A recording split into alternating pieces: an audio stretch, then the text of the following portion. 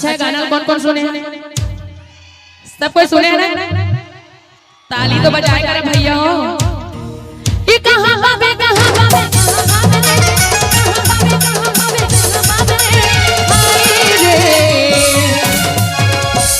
मोंगरा के माया राजा रे, मोंगरा के माया राजा रे, झन बुलावे राजा बोले प्रेम कहानी रे, झन बुलावे राजा बोले प्रेम कहानी रे, पुरना तेरे राजा रे। डीजे राजेश मरकाम। मिले हो तुम हमको बड़े नसीबों से, चुराया है मैंने किस्मत की लकीरों से, तेरी मोहब्बत में सांसें मिली है, सदा रहना दिल में करीब होके। ये कहां बाबे कहां बाबे कहां बाबे रे, कहां बाबे कहां बाबे कहां बाबे रे, हाय रे ओ केना पारा के मजा रे, केना पारा के मजा रे।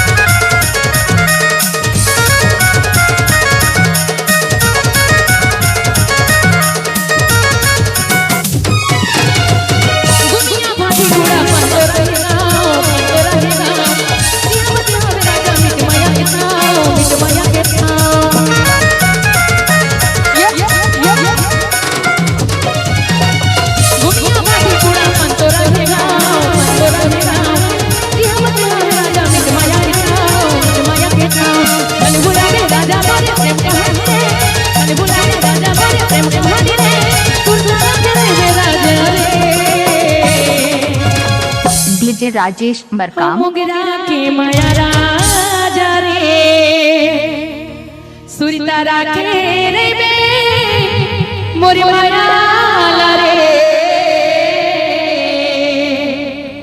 हवा तोरी दीवानी मेरा। अरे बाप रे, ताली काबर नहीं बनाया तो तुमन भाई? देखो ताली बजैया ना, हमन ला ना रात भर ताली बजा बजा के स्वागत करत रहो। आप मन बढ़िया बढ़िया गाना सुनाबो, टेंशन मत लो। ई मोगरा के माया राजा रे, मोगरा के माया राजा रे, झन बुलावे राजा मोरे प्रेम कहानी रे, झन बुलावे राजा मोरे प्रेम कहानी रे, पुरना तेरे राजा रे ओ केना पारा के मजा रे, केना पारा के मजा रे। डीजे राजेश मरकाम।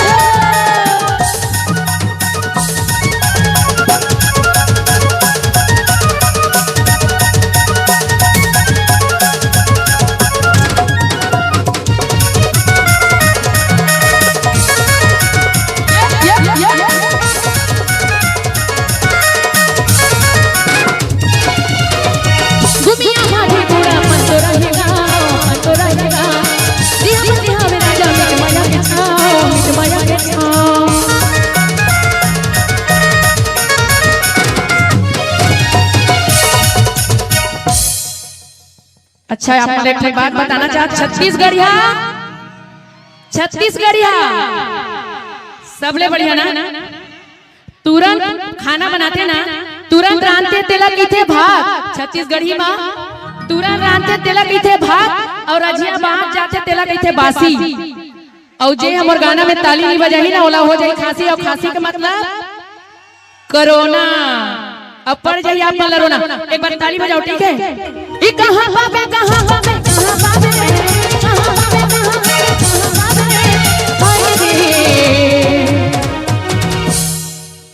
ओ मोगरा के माया राजा रे, मोगरा के माया राजा रे।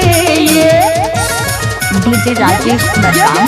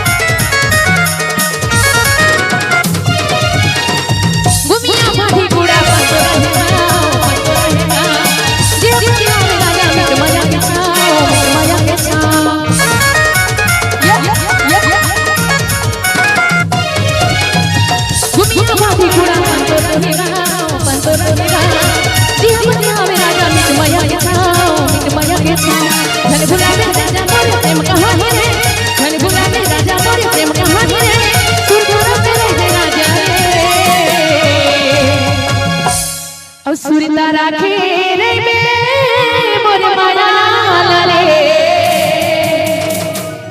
हवा तोर दीवानी मैं गा ओ मोगरा के माया राजा रे मोगरा के माया राजा रे डीजे राजेश मरकाम।